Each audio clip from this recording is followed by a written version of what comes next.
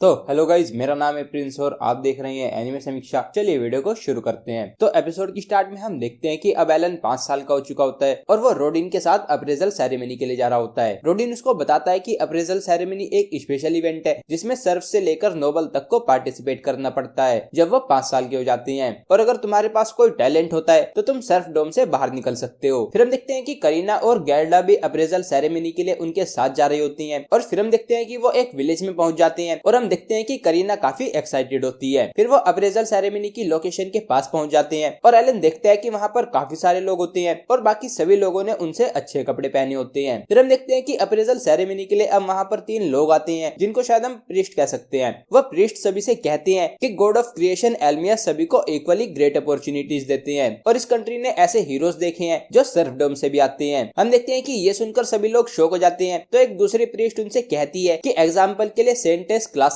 जन्म से एक कॉमनर थी और ड्वर्ग जो कि एक स्वॉर्ड लॉर्ड था वो एक सर्फ था। फिर वो प्रीस्ट उन सभी लोगों से उस जगह यानी कि उस चर्च के अंदर चलने के लिए कहते हैं, तो सभी लोग अंदर आ जाते हैं। फिर एलन वहां पर कुछ स्टैचूज को देखता है और उस बीच वाले स्टैचू को देखकर वो कहता है कि ये गॉड ऑफ क्रिएशन एल्मिया है, उसी ने मुझे वो मैसेज भेजा था। फिर हम देखते हैं कि वो प्रीस्ट अप्रेजल सेरेमनी को स्टार्ट कर देते हैं और पहले वो विलेज के चीफ डिबोजी के बेटे पेलोमस से कहते हैं कि इस क्रिस्टल बॉल पर अपना हाथ रखने से तुम्हारा टैलेंट और एट्रीब्यूट मेरे पीछे वाली इस मेटल प्लेट पर आ जाएगा। फिर वो पेलोमस को उस क्रिस्टल बॉल पर हाथ रखने के लिए कहते हैं, तो हम देखते हैं कि वो काफी डरते हुए उस क्रिस्टल बॉल पर हाथ रखता है और उस मेटल प्लेट पर उसका स्टेटस आ जाता है और वो प्रीस्ट उसका स्टेटस देखकर कहते हैं कि तुम्हारे पास मर्चेंट का टैलेंट है। तो हम देखते हैं कि ये सुनकर विलेज चीफ डेबोजी काफी खुश हो जाता है और पेलोमस को गले लगा लेता है। फिर हम देखते हैं कि एलन अपनी ग्रिमोर में ये बात नोट करता है कि वहाँ पर एट्रीब्यूट नंबर की बजाय रैंक में दिखाए जाते हैं, और फिर हमें पता चलता है कि एलन के अलावा कोई और उसकी ग्रिमोर को नहीं देख सकता। फिर हम देखते हैं कि एक और बच्चा उस क्रिस्टल बॉल पर हाथ रखता है लेकिन उसके पास कोई टैलेंट नहीं होता,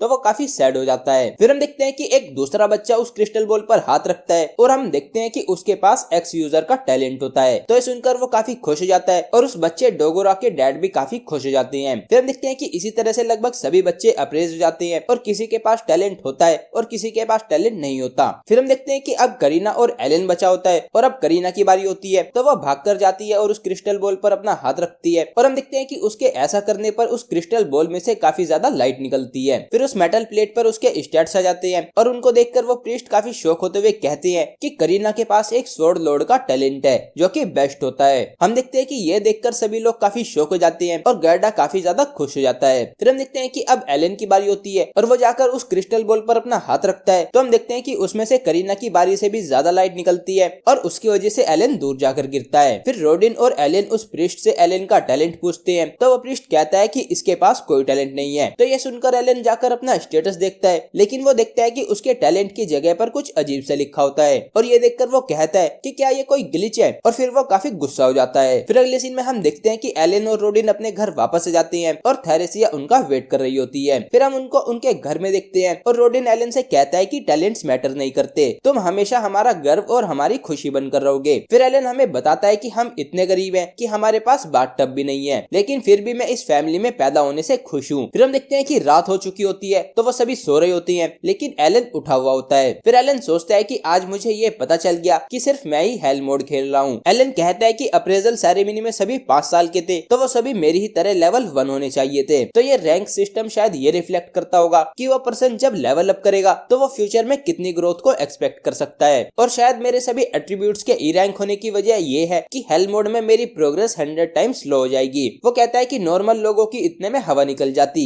लेकिन मैं अपनी पूरी लाइफ इस हार्डकोर गेम को हराने में लगा दूंगा। फिर वो सोचता है कि वो वियर्ड टेक्स्ट जरूर एक ग्लिच होगा। वो कहता है कि उन्हें ये फिक्स करना ही होगा, और फिर वो कहता है कि मैं इसकी कंप्लेन करूंगा। फिर हम अगले दिन का सीन देखते हैं और हम देखते हैं कि एलन और उसकी पूरी फैमिली कहीं जा रही होती है, और तभी हम देखते हैं कि रोडिन किसी बात पर गुस्सा होता है। फिर अगले सीन में हम उन्हें गैर्डा के घर पर देखते हैं और वो वहाँ पर करीना के स्वॉर्ड लॉर्ड बनने को सेलिब्रेट कर रही होती है। फिर माथिल्डा सभी से कहती है कि कुछ समय पहले विलेज के चीफ यहाँ आए थे और उन्होंने हमें ये लिकर गिफ्ट दी है। हम देखते हैं कि ये सुनकर रोडिन खुश हो जाता है, लेकिन वो गुस्सा होने का दिखावा करने लगता है और गैर्डा से कहता है कि कांग्रेचुलेशन, इसको एंजॉय करना। गैर्डा उससे कहता है कि इस घर में गेस्ट पहले ड्रिंक करते हैं, और फिर वो उस बोतल को खोलकर उन दोनों के बीच में रख देता है। और फिर हम देखते हैं कि रोडिन गुस्से में गैर्डा को पीने के लिए ड्रिंक देने लगता है, तो गैर्डा कहता है कि अगर तुम ऐसे गुस्से में मुझे वो दोगे तो मैं उसे नहीं पीने वाला। रोडिन उसे कहता है कि मैं तुम्हारे लिए खुश हूँ, करीना के पास एक काफी अमेजिंग टैलेंट है तो सेलिब्रेट करना तो बनता है। गैडा कहता है कि तो फिर मुझे ये बताओ कि तुमने मुझसे ये क्यों कहा कि तुम हमारी फैमिली से रिश्ता तोड़ रहे हो। हम देखते हैं कि ये सुनकर थेरेसिया, माथिल्डा और एलन तीनों शॉक हो जाते हैं और फिर रोडिन गैडा से कहता है कि करीना का टैलेंट अमेजिंग है, वो नाइट बनकर कंट्री को सर्व कर सकती है, तो ऐसे टैलेंट वाले लोगों को सर्व के साथ नहीं होना चाहिए। गैडा कहता है कि इससे कुछ नहीं होता और फिर हम देखते हैं कि वो दोनों इसी बात पर लड़ने लगते हैं। तो फिर हम देखते हैं कि उन दोनों को रोकने के लिए माथिल्डा गैडा को पंच मारती है और थेरेसिया रोडिन के गालों को खींचने लगती है, तो वो दोनों रुक जाते हैं। फिर एलन माथिल्डा से पूछता है कि क्या ये दोनों हमेशा ऐसे ही लड़ते हैं, तो वो कहती है कि फादर बनने पर ये दोनों थोड़ा शांत हो गई हैं, लेकिन उससे पहले ये दोनों हमेशा लड़ते रहते थे। फिर थेरेसिया एलन को बताती है कि हम चारों चाइल्डहुड फ्रेंड्स हैं और हम एक ही विलेज में रहते थे, और तो और हम दोनों के घर भी हमने खुद ही बिल्ड किए हैं। रोडिन कहता है कि लेबर और सप्लाईज को देखते हुए उन दोनों घरों को साथ में बिल्ड करना ज्यादा आसान था। तभी गैडा कहता है कि सपोर्ट बीम्स मैंने लगाए थे, तो रोडिन कहता है कि वॉल और फ्लोर्स मैंने बनाए थे। तभी हम देखते हैं कि गैडा उसको ड्रिंक देता है और उस ड्रिंक को देखकर रोडिन कहता है कि पिछली बार मैंने इसे अपने वेडिंग डे पर पिया था, तो गैडा कहता है कि मैंने भी, और फिर हम देखते हैं कि वो दोनों ड्रिंक कर लेते हैं। फिर अगले सीन में हम अगले दिन का सीन देखते हैं और हम देखते हैं कि एक आदमी गैडा को बताता है कि ऑर्डर ऑफ नाइट्स करीना से मिलने के लिए आ रही हैं। फिर अगले सीन में हम गैडा, रोडिन, करीना और एलन को उस विलेज में देखते हैं और तभी हम वहाँ पर उस एक्स यूजर बच्चे डोगोरा को भी देखते हैं और वो एलन से कहता है कि तुम यहाँ क्या कर रही हो, टैलेंटलेस लूजर्स का यहाँ पर कोई काम नहीं है। तो हम देखते हैं कि ये सुनकर करीना उनके बीच में आकर डोगोरा से कहती है कि एलन स्ट्रॉन्ग है, तो डोगोरा कहता है कि उसकी सभी रैंक ई है और ये सर्फ है। तभी हम देखते हैं कि ऑर्डर ऑफ नाइट्स वहाँ पर आ जाते हैं और फिर हम देखते हैं कि नाइट कैप्टन जेनोफ विलेज चीफ से कुछ कहते हैं, तो वो विलेज चीफ गैडा और करीना को वहाँ पर बुलाती है, तो वो दोनों वहाँ पर चले जाते हैं और एलन देखता है कि नाइट से मिलने के लिए करीना काफी एक्साइटेड होती है। फिर हम देखते हैं कि जेनोफ उनको कुछ कहता है, तो गैडा उससे कहता है कि मेरी करीना अभी सिर्फ 5 साल की है, उसने अभी असली स्वॉर्ड को टच भी नहीं किया है। जेनोफ कहता है कि लेकिन ये एक स्वॉर्ड लॉर्ड है, तो प्रॉब्लम क्या है, और या फिर तुमने झूठ बोला है। जेनोफ कहता है कि अप्रेजल सेरेमनी का झूठा रिजल्ट बताने पर तुम्हें मौत की सजा मिल सकती है, तो इसीलिए हम इस लड़की के स्वॉर्ड लॉर्ड होने का पता लगाने के लिए एक डुएल करेंगे। गैडा उससे कहता है कि इससे मेरी लड़की की जान जा सकती है, तो जेनोफ कहता है कि इसे फाइट करना ही होगा, नहीं तो हम इसे और इसकी पूरी फैमिली को यहीं पर खत्म कर देंगे। फिर हम देखते हैं कि एक नाइट वहाँ पर एक स्वॉर्ड लाता है, तो उसको देखकर करीना काफी एक्साइटेड हो जाती है और उसको वो स्वॉर्ड यूज करने के लिए मिलेगी, तो सुनकर वो गैडा को डुएल के लिए हाँ बोल देती है। फिर हम करीना के सामने एक नाइट लेब्रान को देखते हैं और फिर हम देखते हैं कि उनके बीच में फाइट स्टार्ट हो जाती है और करीना उस नाइट पर काफी सारे अटैक्स कर रही होती है। वो नाइट सभी अटैक्स को ब्लॉक कर रहा होता है और ये देखकर एलन मन में सोचता है कि हमारे नाइट खेलने की वजह से करीना की स्वॉर्ड मास्टरी लेवल 5 की हो गई है। फिर हम देखते हैं कि वो नाइट लेब्रान करीना पर अटैक करता है, लेकिन वो अपनी स्वॉर्ड से उसको रोककर थोड़ा पीछे हट जाती है और फिर से उस नाइट पर अटैक करती है, लेकिन लेब्रान उसे एक किक मारकर दूर गिरा देता है और ये देखकर गैडा काफी ज्यादा गुस्सा हो जाता है, तो काफी सारे नाइट्स उसको पकड़ लेती हैं। फिर हम देखते हैं कि करीना के साथ कुछ अजीब सा होने लगता है, जैसे कि उसकी कोई हिडन स्किल एक्टिवेट हो गई हो, और फिर वो जाकर बहुत ही तेजी से उस नाइट पर अटैक करने लगती है और वो नाइट बड़ी ही मुश्किल से खुद को डिफेंड कर पा रहा होता है। और फिर हम देखते हैं कि करीना उसकी स्वॉर्ड को तोड़ देती है और उस नाइट को हरा देती है, और ये देखकर गैडा और करीना दोनों काफी खुश हो जाती हैं। फिर हम देखते हैं कि जेनोफ जाकर गैडा से उसकी बदतमीजी के लिए माफी मांगता है और करीना के फ्यूचर को डिस्कस करने के लिए उसको इनवाइट करता है, तो गैडा उससे कहता है कि मुझे नहीं पता कि मैं आना चाहूंगा या नहीं, तो जेनोफ उससे कहता है कि चाहो तो तुम अपने फ्रेंड्स को बुला सकते हो। फिर अगले सीन में हम उन सभी को विलेज चीफ के घर में देखते हैं और तभी हम देखते हैं कि वो एक्स यूजर बच्चा डोगोरा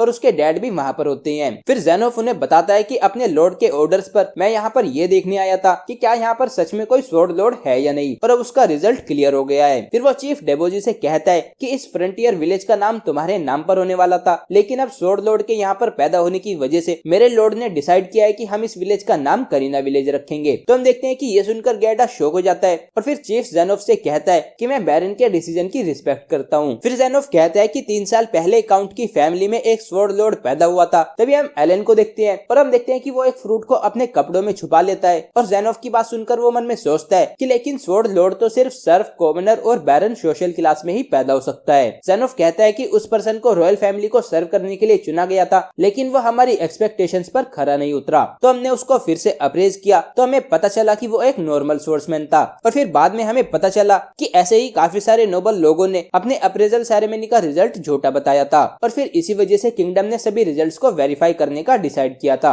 और इसीलिए उन्होंने करीना के साथ वो डुएल किया था। फिर जेनोफ गैडा से कहता है कि जब करीना 12 साल की हो जाएगी तो वो एकेडमी में स्टडी करने के लिए जा सकती है और फिर वो रॉयल फैमिली को सर्व कर सकती है। तभी हम देखते हैं कि वो एक्स यूजर बच्चा डोगरा जेनोफ से पूछता है कि क्या कोई भी एकेडमी जाकर नाइट बन सकता सकता है। तो जेनोफ कहता है कि कुछ समय बाद इस विलेज में एक इंस्ट्रक्टर भेजा जाएगा, तो तुम अपना बेस्ट करना और स्टडी करके एकेडमी में एडमिशन को अर्न करना। फिर हम देखते हैं कि जेनोफ एलन के डार्क हेयर और डार्क आईज को देखकर पूछता है कि ये लड़का कौन है। तो रोडिन उससे कहता है कि ये मेरा बेटा है, और फिर गैडा जेनोफ को बताता है कि ये मेरा बेस्ट फ्रेंड है और इसका नाम रोडिन है। ये सुनकर जेनोफ कहता है कि क्या तुम्हारा मतलब रोडिन द बोर हंटर से है। फिर वो खड़ा हो जाता है और कहता है कि तुमने मुझे ये पहले क्यों नहीं बताया, मुझे तो विलेज लेजेंड को प्रॉपर रिस्पेक्ट शो करनी चाहिए। रोडिन उससे पूछता है कि आप क्या बात कर रहे हो और आपको मेरा नाम कैसे पता है। तो वो कहता है कि बैरन को ग्रेट बोर का मीट काफी पसंद है और मैंने सुना है कि रोडिन ग्रेट बोर को हंट करने में सबसे डेंजरस रोल निभाता है। फिर वो कहता है कि ये सिर्फ मैं ही नहीं बल्कि बैरन खुद तुम्हारी तारीफ करते हैं। तो रोडिन उसको थैंक यू बोलता है। फिर अगले सीन में हम देखते हैं कि रोडिन और एलन अपने घर वापस जा रही होती हैं और रोडिन कहता है कि एक मेरे जैसा सर्फ भी बड़े लोगों से तारीफ पा सकता है। फिर हम देखते हैं कि एलन रोडिन को दिखाता है कि उसने थेरेसिया और मैश के लिए वहाँ से कुछ फ्रूट्स को चुरा लिया होता है। तो रोडिन उसको दिखाता है कि उसने भी वहाँ से कुछ फ्रूट्स चुरा लिए होते हैं और ये देखकर वो दोनों हंसने लगते हैं। और फिर हम देखते हैं कि एपिसोड यहीं पर एंड हो जाता है। तो गाइस ये था एपिसोड 2